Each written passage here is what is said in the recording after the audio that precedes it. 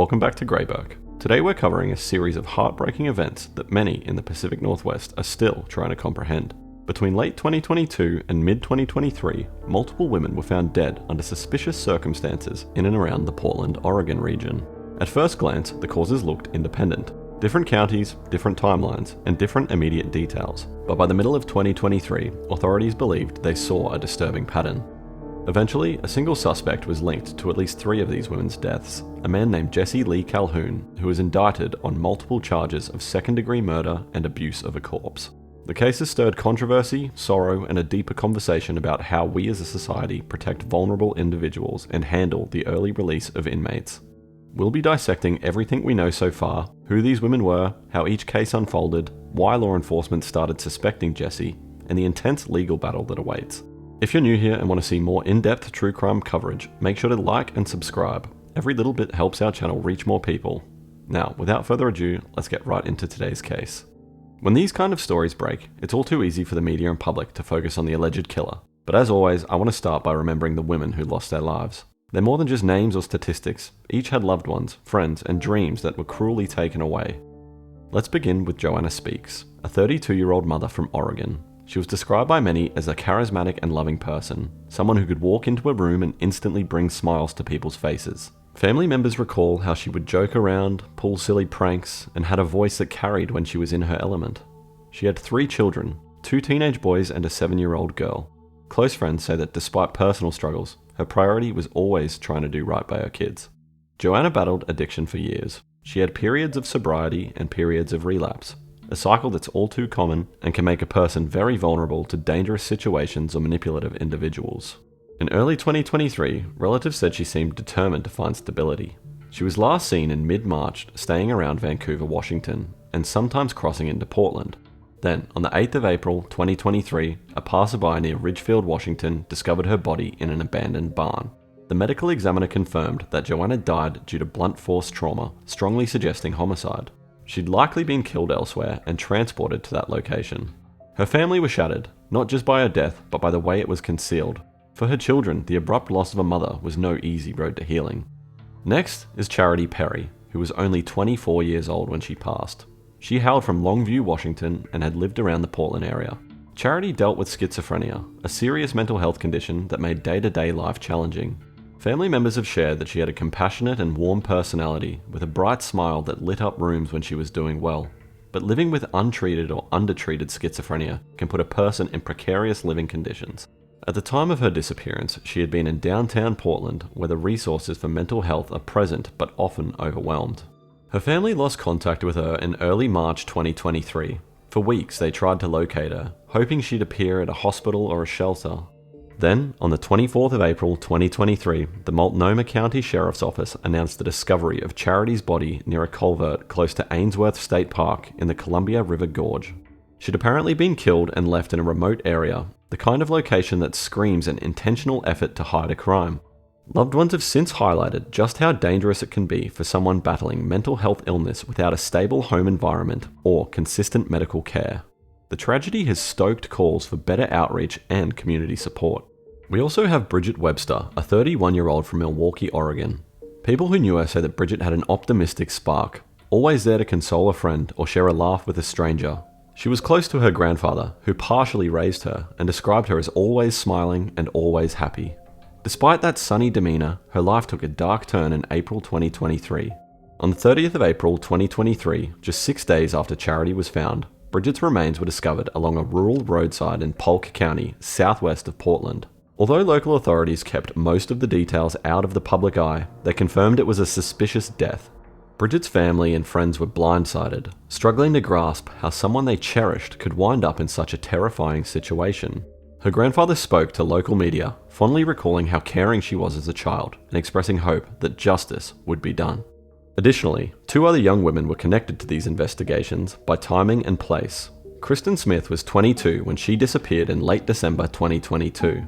Her remains turned up in a wooded area of southeast Portland on the 19th of February 2023. Owing to the decomposition of her body, determining the cause of death was challenging, but police labelled it suspicious. Kristen's mum, Melissa, never stopped insisting her daughter was met with foul play. Ashley Reel, also 22, vanished on the 27th of March 2023 and was last seen at a fast food restaurant in Oregon City.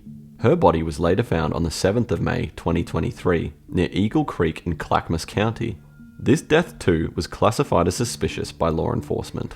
Though no one has been officially charged in Kristen's and Ashley's cases, authorities have acknowledged that there may be connections among all these incidents. The families certainly suspect as much and keep pressing for clarity. Before we get too far ahead, I just want to point out that all of this unfolded over the space of about 6 months.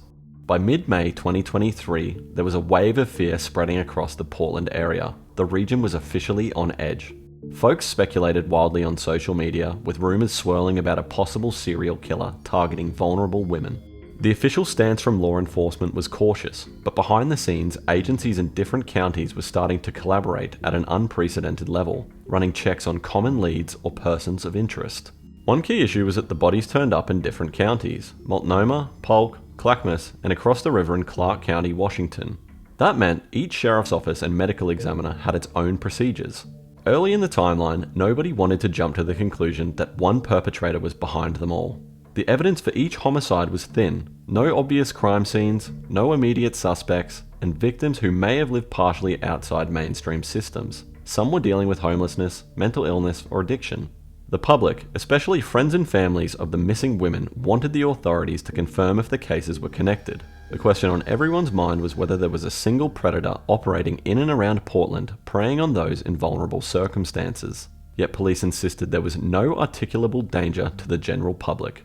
This stance frustrated those who felt the city should be warned, but it also reflected the incomplete state of evidence. In many ways, it's reminiscent of how authorities sometimes try to avoid panic until they're sure. While that might make sense from an investigative standpoint, it left families feeling that their worst fears were being dismissed. Detectives interviewed friends, relatives, and acquaintances of each victim, because at least some of the women were known to frequent areas of the city struggling with drug activity. Many leads ended up in dead ends or contradictory statements. Still, certain names, and one in particular, kept popping up: Jesse Calhoun. Jesse Lee Calhoun had a criminal record that included burglary, vehicle theft, assault on an officer, and even an attempt to strangle a police dog. He served a multi-year sentence which began around 2019 and was due to end in 2022 or possibly early 2023 under standard parole timelines. Then, in 2021, Oregon's then Governor Kate Brown signed off on a clemency program that included Jesse's early release. The rationale behind this program was twofold: reduce prison crowding during COVID-19 and reward certain incarcerated people who provided exemplary service, such as helping fight wildfires. Jesse's participation in inmate firefighting evidently earned him this ticket to freedom. Critics later argued that any violent history should have disqualified him from an early release. The governor's office countered that he was close to his official release date anyway, but either way, once news broke that Jesse was out on clemency and potentially linked to these murders, a political firestorm ignited in Oregon. So how did Jesse become a suspect? Although law enforcement has not revealed every detail, it appears they began hearing from multiple witnesses that Jesse had connections to at least some of the deceased women. Investigators also likely found hints in cell phone data. By mid-2023, police were convinced enough to arrest him in June for parole violations. This gave them more time to gather more evidence and prevented him from disappearing if he sensed the walls closing in. Once he was in custody, the new Oregon governor, Tina Kotek, took the rare step of revoking Jesse's commutation. Essentially, the state concluded that continuing his early release posed too great of a risk to the public. This move kept him locked up under his original sentence while homicide investigations pressed forward. Meanwhile, the families of the victims called for thorough accountability, not just for Jesse if he was indeed guilty, but for the oversight failures that possibly let him out too soon. After months of detective work, a crucial announcement arrived on the 17th of May 2024. Jesse Lee Calhoun had been indicted by a grand jury for 3 counts of second-degree murder and 3 counts of second-degree abuse of a corpse. The named victims were Joanna Speaks, Charity Lynn Perry, and Bridget Leanne Webster. This development was a seismic movement for the families of these women, many of whom had feared their cases would remain unsolved. It also validated the speculation that a single suspect might have targeted multiple victims in a short span. Notably, the deaths of Kristen Smith and Ashley Reel were left out of the indictment. However, law enforcement officials stated that they continue to scrutinize those cases to see whether further charges against Jesse might be warranted. Families of Kristen and Ashley expressed cautious relief that an arrest had been made in other murders, but were adamant they would not rest until their own loved ones' mysteries were resolved. The community's response was a mix of relief, anger, and renewed sorrow. Relief because a potential serial killer had been charged, presumably stopping any further spree. Anger because many saw the system as complicit, letting Jesse out of prison early, potentially opening the door to these crimes. And sorrow because the loss of these women was irreversible, and the details of their final moments were anything but comforting. The indictment signaled that authorities had enough to convince a grand jury.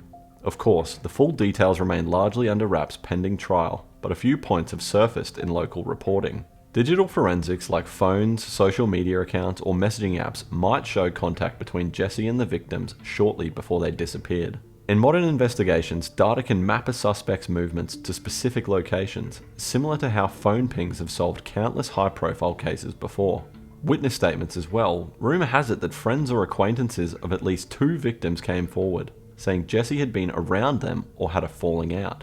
Even small details like a victim mentioning meeting someone new or a neighbour recalling a suspicious vehicle can become key leads.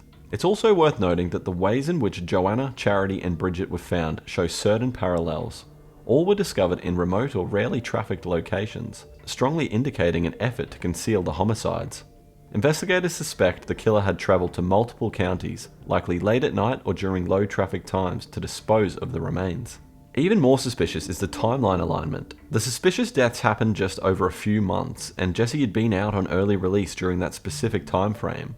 If the prosecution can show that he had the opportunity, meaning no solid alibis, each time a victim vanished, that becomes compelling in front of a jury. Right now it's uncertain if any physical evidence, like ballistic matches, DNA, or trace evidence, links Jesse concretely to the scene. In some murders, the victim's cause of death is also unclear, making it a challenge to prove. Nevertheless, multiple suspicious indicators pointing to the same suspect often carry significant weight in court. Joanna's children are now in the care of other family members, processing the unimaginable fact that she was murdered. Her sister Ariel has become a spokesperson for the tragedy, urging the public not to forget Joanna's story. She's described how her sister always loved to sing, sometimes off-key, and how that memory will stay with the kids forever. Ariel also highlights that addiction is an illness and that being in recovery or relapse shouldn't doom a person to violence. Charity's mother, Diana Allen, gave multiple interviews underscoring the dire need for better mental health services, especially for young adults with severe conditions. She expressed anguish over the final days of her daughter's life, wondering if earlier intervention or stable housing could have saved Charity. She views the homicide not just as an individual crime, but as a societal failure to protect someone who needed specialised care. Bridget's grandfather tearfully recounted raising her from a young age, remembering the bright little girl she was before adulthood took her on a tougher path. He admitted that he never imagined he'd bury his granddaughter, let alone under such horrific circumstances. At candlelight vigils, the Webster family and their friends have championed the theme of no more forgotten women, demanding thorough investigations and justice for Bridget. For Kristen Smith and Ashley Reel, the sense of limbo persists. Their families see parallels to the indicted murders and feel the day might come when Jesse faces charges for those as well. In the meantime, they continue to push for any tips that could help confirm or deny his involvement. They also form bonds with the other families, all of whom grapple with the same unimaginable grief. A recurring question is why? What drives someone to commit such heinous acts, targeting multiple vulnerable women across different counties, leaving their bodies in remote sites? Law enforcement has remained tight-lipped about a specific motive. Some experts point to opportunistic violence, where a killer hunts individuals perceived as less likely to be reported missing right away. Others note possible resentments or twisted urges that might be fueled by drug contacts or personal hostilities. Because these victims seemingly had no overarching link to each other than living in precarious circumstances, many suspect the killer exploited that vulnerability. People wrestling with homelessness, mental health challenges, or addiction can inadvertently cross paths with dangerous individuals, especially in city areas known for high-risk activities. The crimes might be premeditated or impulsive, but the consistent disposal method implies a pattern. The revelation that Jesse was out on an early release under a gubernatorial clemency initiative ignited a massive outcry. Critics argued that any robust screening for violence risk should have flagged him. They demanded accountability from state officials who had championed the program. Political leaders, especially those in opposition parties, called it an egregious mistake that cost multiple women their lives. On social media, it became a rallying cry. "We let out a violent offender, and this is the result." People questioned what guidelines or oversight were in place to ensure that only non-violent inmates got a shot at early release. The governor's office, on the other hand, pointed out that Jesse was nearing his standard parole date anyway, so the early release might have only advanced his freedom by a matter of months. But for the victims' families, that's hardly a consolation. Once Jesse was rearrested, Governor Tina Kotek acted quickly by revoking the commutation. This at least ensured he wouldn't walk free again while the murder investigation played out. Yet the gesture felt too little, too late to many. Calls for overhauling the commutation system grew louder, with some lawmakers proposing that victims' families or local prosecutors should have a stronger voice in each clemency decision, especially for those convicted of violent crimes. Similar to how debates over parole or early release swirl around after each high-profile incident, Oregon found itself in the middle of a conversation about balancing second chances with public safety. Supporters of reform say that for every horror story like Jesse's, there are many rehabilitated individuals who responsibly re-enter society. But critics counter that. In cases involving violent history, caution is paramount. Legislation may arise out of this controversy, possibly mandating more rigorous risk assessments or limiting commutations for those with a certain type of offence. Whether any of that would have definitively prevented these crimes, given Jesse was nearing standard release anyway, is impossible to say. Yet the family see it as a moral imperative to make sure no one else endures such heartbreak because of a flawed policy. With the grand jury indictment in place, the next step is a formal trial. Jesse has pleaded not guilty to the charges. In second-degree murder cases, prosecutors must prove that the defendant intentionally caused the victims' deaths. They'll also try to show that the victims' bodies were concealed or abused, which forms a basis for the abuse of a corpse charges. Trials involving multiple homicides can be lengthy. The defense may attempt to separate the cases, arguing that each death is unique and not necessarily connected. This is reminiscent of many multi-victim prosecutions, where the defense tries to minimize any prejudicial effect on jurors, because hearing about multiple similar crimes can sway a jury to assume guilt if they see a pattern. Prosecutors, on the other hand, often want the jury to see that pattern, arguing it's too consistent to be a coincidence. If convicted on second-degree murder charges, Jesse faces a mandatory minimum of 25 years for each count, with the possibility of consecutive sentences that could keep him behind bars for life without release. Oregon does not typically apply the death penalty for second-degree murder, and the state has effectively placed a moratorium on executions anyway. Should new evidence tie him to Kristen's or Ashley's cases, additional indictments could follow. The families of those two women remain watchful, hoping for a final resolution so they can find some semblance of closure. Until a verdict is reached, a cloud of uncertainty hangs over all those who lost loved ones under suspicious circumstances in that period. People across the Portland region have held vigils, posted memorials, and organised fundraisers to assist with funeral costs. The families often attend each other's events, forming a collective heartbreak that unifies them. Volunteers distribute resource flyers in places where those experiencing homelessness or struggling with addiction gather, hoping to prevent more tragedies by informing people of safe housing and crisis hotlines. On platforms like Facebook and local subreddits, some users do valuable work sharing missing persons alerts or pushing for more thorough investigations. Others indulge in conspiracy theories or scapegoating, which can stoke fear and misinformation. Moderators from community groups urge the public to rely on official statements or verified news outlets. Meanwhile, victim advocates stress that sensationalizing the suspect or the crimes can overshadow the memory of the women who died. More than a few citizens, activists, and local officials see these homicides as a failing of social safety nets. They argue that better mental health care, addiction recovery programs, and supportive housing might have shielded some of these women from encountering dangerous people. They also call for better inter-agency data sharing. If a suspect crosses county lines, investigations should be seamless, not delayed by bureaucratic gaps. If there's a bright spot, it's that tragedies can sometimes galvanize real reform. Local politicians and non-profits promise to re-examine how missing adult cases are prioritised, especially for those with mental health or housing challenges. Whether that leads to robust legislative action remains to be seen, but the pressure is on. This case underscores how complicated it can be to connect multiple homicides, especially when the victims are from marginalised backgrounds. Just as with any big case, there's a delicate balance between thorough detective work and the public's desire for immediate transparency. Some watchers argue that more immediate cross-referencing of suspicious deaths might have flagged a pattern sooner, potentially saving lives. Law enforcement concedes they're looking at ways to enhance real-time communication among different departments. Media coverage has ranged from sensational headlines about a potential serial killer in Portland to more nuanced takes that highlight the social dimensions of the victim's vulnerabilities. True crime enthusiasts online have pored over every detail, comparing timelines and speculating about unknown aspects of Jesse's personal life. Some families appreciate the attention as it helps keep the public engaged and might generate new leads. Others find it invasive or fear it can overshadow the dignity of the victims, turning real tragedies into mere entertainment. Despite the indictment, plenty of questions remain. Could there be additional victims? Did Jesse operate alone, or might others have assisted or known more than they've admitted? Are Kristen's and Ashley's cases truly connected, or does the timing simply place them in the same tragic cluster? Every new piece of info might shift the narrative. For now though, the official stance is that the indicted charges revolve around the homicides of Joanna, Charity, and Bridget. We've walked through the background of each victim, the unfolding mysteries, how Jesse Calhoun came under scrutiny, and the storm of controversy around his early release. While the legal process moves forward, the families remain in a painful limbo.